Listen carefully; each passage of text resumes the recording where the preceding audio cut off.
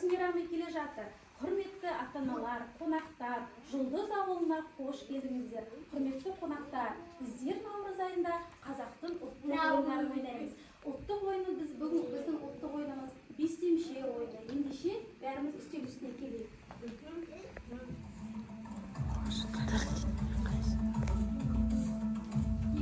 Бәрекелді балақайлар.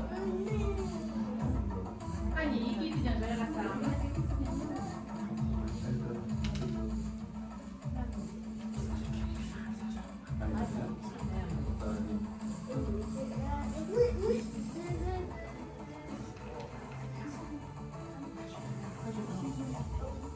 Сәлемет, сіздермен құрметті ата-аналар.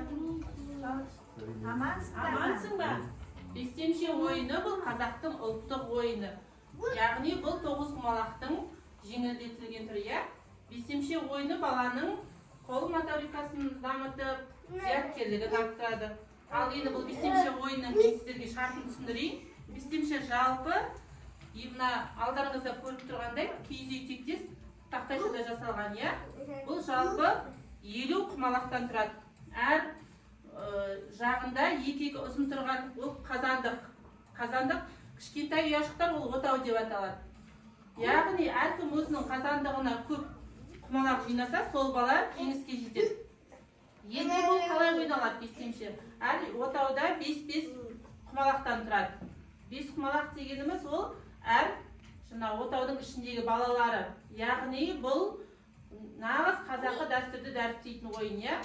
Мысалы жүрген кезде әр ойыншы өзінің оң жағынан бастап алға қарай жүре береді, оңға қарай.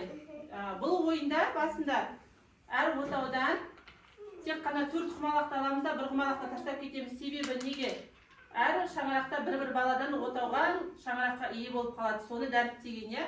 Енді қазір қараймыз.